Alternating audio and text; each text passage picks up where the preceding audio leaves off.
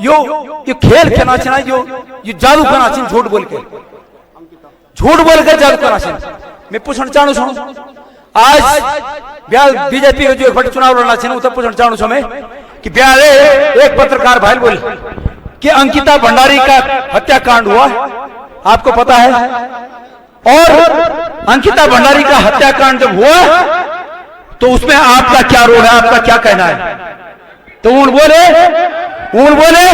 No comment, अंग्रेजी में बोल नो कमेंट, मतलब ये पर हमारे पास प्रतिक्रिया नहीं, किले नीचे सरमोनी दिखता है, किले नीचे तुम्हारी प्रतिक्रिया एक गढ़वाले माँ बहन पूछना जानी से ना, हमारी माँ बहन बात तक पूछना जानी से कि तुम्हारी प्रतिक्रिया के लिए नीचे ऊपर कि नहीं कि तुम्हारा नेता प्रशासन में। मैं लगातार सोचता रहा कि ये जो पौड़ी है, हमारा पौड़ी जो है, इसमें क्या कमी है?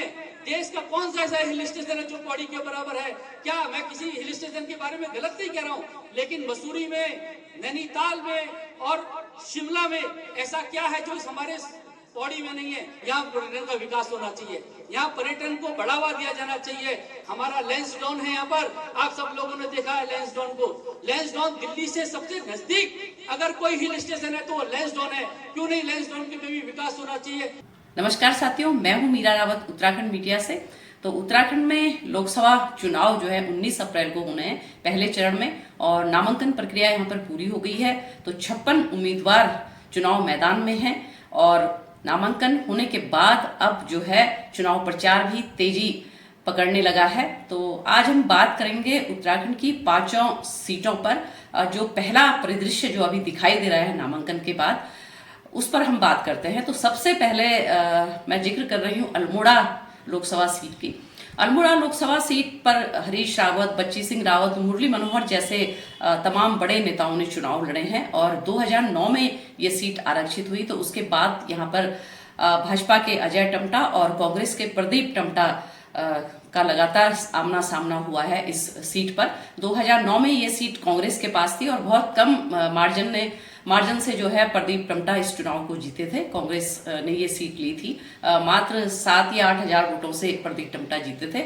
लेकिन अभी का जो परिदृश्य है वो ये है कि एक बार फिर से दोनों ही प्रत्याशी चुनाव मैदान में हैं। भाजपा ने फिर से रिपीट किया है अजय टम्टा को, वो चौथी बार भाजपा की तरफ से चुनाव मैदान में है, और कांग्रेस ने भी प्रदीप टम्टा पर ही दाव आजमाया है। दोनों के बीच फाइट तो मैं नहीं कह सकती, वहां पर एक तरफा चुनाव लग रहा है अभी जो पहला परिदृश्य दिखाई दे रहा है अल्मोड़ा सीट पर। हालांकि अजय टम्टा ने वहां पे कुछ खास काम नहीं किए हैं, लेकिन इसके बावजूद वो अभी बढ़त बनाए हुए हैं और लग रहा है कि वो सीट इस बार भी बीजेपी की झोली में जाएगी। अब बात करते हैं नैनीताल सीट की। नैनीताल सीट पर भी भाजपा ने एक बार फिर से अपने जो पूर्व सांसद थे वहां से अजय भट्ट, उन पर ही भरोसा जताया है, जबकि कांग्रेस ने नए चेहरे को चुनाव मैदान में उतारा है, प्रकाश जोशी को। प्रकाश जोशी की ये चुनाव मैदान में एक तरह से पहला मौका है उनका सक्रिय राजनीति में। इससे पहले वो संगठन के काम देखते आए हैं, लेकिन चुनावी मैदान में उनका जो सामना है वो पहली बार हो रहा है। तो वो सीट भी एक तरह से भाजपा की झोली में जाती दिख रही है उत्तराखंड में।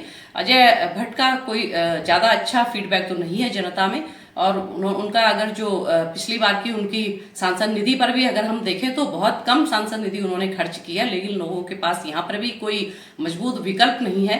तो लिहाजा ये सीट भी जो है भाजपा को जाती हुई दिख रही है। और अब तीसरी सीट की हम बात कर लेते हैं, हरिद्वार सीट की। तो हरिद्वार सीट पर इस बार जो पूर्व सांसद थे भाजपा के रमेश पोखरियाल निशंक, उनका टिकट काटकर पूर्व मुख्यमंत्री त्रिवेंद्र सिंह रावत को चुनाव मैदान में उतारा है भाजपा ने। तो यहाँ पर जो लड़ाई दिख रही है वो दूसरे और तीसरे नंबर की दिख रही है। पहले नंबर पर तो भाजपा है ही, दूसरे नंबर पर हो सकता है कि हरीश रावत के बेटे हैं कांग्रेस से वीरेंद्र रावत, और तीसरे नंबर पर यहाँ पर बसपा का लग रहा है, क्योंकि बसपा का भी यहाँ पे अच्छा खासा वोटर है, मुस्लिम वोटर है। और बसपा के अगर हम रिजल्ट पर नजर डालें पिछले चुनाव के, तो 1 लाख से 2 लाख के बीच बसपा वोट का जो प्रत्याशी है वो यहाँ से वोट ले जाता रहा है। तो इस बार भी हो सकता है कि कितना वोट वो लेके जाए, हालांकि कम या ज्यादा हो सकता है, लेकिन यहाँ पे लड़ाई सीधी सीधी है दूसरे और तीसरे नंबर की। पहले नंबर पर तो भाजपा यहाँ पर है। और अब बात करते हैं टिहरी सीट की। टिहरी सीट पर मुकाबला थोड़ा सा दिलचस्प होता दिखाई दे रहा है, वो इसलिए कि यहाँ पर बेरोजगार महासंघ के बॉबी पवार निर्दलीय उम्मीदवार के तौर पर चुनाव मैदान में है। बॉबी पवार का जो नामांकन था उस पर जितनी भीड़ थी और युवाओं में जो जोश था वो वाकई में देखने लायक था, तारीफ के काबिल था। कम से कम एक युवक ने यहाँ पर इस चुनाव को जो है दिलचस्प बना दिया है। अगर हम भाजपा की बात करें तो इस सीट पर भाजपा ने एक बार फिर से रानी पर भरोसा जताया है और कांग्रेस ने यहाँ पर नए उम्मीदवार जो पूर्व विधायक रह चुके हैं 2 बार, जो सिंह गुनसोला को टिकट दिया है टिहरी सीट पर। हालांकि इस सीट से कांग्रेस के किसी कद्दावर नेता को लड़ना चाहिए था, प्रीतम सिंह इस सीट से लड़ सकते थे, लेकिन उन्होंने पहले ही हाथ खड़े कर दिए। तो अब इस सीट पर भी थोड़ा बहुत जो है एक देखने को मिल रहा है, एक फाइट देखने को मिल रही है। हालांकि चुनाव परिणाम क्या होगा ये आगे आने वाला समय तय करेगा, लेकिन बॉबी पवार यहाँ पर एक तरह से आकर्षण का केंद्र बने हुए हैं और सबसे बड़ी बात यह है कि वो पहाड़ के मुद्दों को उठा रहे हैं, चाहे वो मूल निवास का मुद्दा हो, भू कानून का मुद्दा हो, अंकिता का मुद्दा हो, इन तमाम मुद्दों को लेकर वो चुनाव मैदान में हैं। और सबसे जो बड़ा मुद्दा है वो है बेरोजगारी का मुद्दा। तो उस मुद्दे को वो जो है उठाए हुए हैं और उनके साथ में काफी संख्या में लोग जुड़ रहे हैं और युवा उनके साथ में हैं। तो अब ये लड़ाई किस मोड़ पर जाएगी ये आगे देखने वाली बात होगी। संसदीय क्षेत्र के माध्यम से दिल्ली सदन तक पहुंचाने का काम करना, जितने हैं उतने बॉबी के साथ रहेंगे। जिंदाबाद जिंदाबाद बॉबी पवार जैसा हो। और अब बात कर लेते हैं पौड़ी सीट की। पौड़ी सीट उत्तराखंड की 5 लोकसभा सीटों में से सबसे हॉट सीट मानी जा रही है अब तक और सबसे ज्यादा जो तगड़ी वाली फाइट है वो भी इसी सीट पर देखी जा रही है। भाजपा ने यहाँ पर अनिल बलूनी को चुनाव मैदान में उतारा है और अनिल बलूनी अब तक राज्यसभा सदस्य रहे हैं, अभी उनका कार्यकाल खत्म हुआ है। और गणेश गोंदियाल प्रदेश कांग्रेस के पूर्व अध्यक्ष रह चुके हैं, बद्री केदार समिति के अध्यक्ष रह चुके हैं और सक्रिय राजनीति में जुड़े रहे हैं। तो इन दोनों प्रत्याशियों में जो है काफी करीबी वाली फाइट देखने को मिल रही है। अगर एक तरह से मैं कहूं कि कांग्रेस अगर कहीं पर दिखाई दे रही है उत्तराखंड में तो इसी सीट पर कांग्रेस दिखाई दे रही है। पिछले दिनों जब दोनों ही प्रत्याशियों के नामांकन हुए थे, दोनों के नामांकन में खूब भीड़ जुटी और ये कहना यहाँ पर गलत नहीं होगा कि भाजपा से ज्यादा भीड़ जो है कांग्रेस प्रत्याशी के नामांकन में जुटी।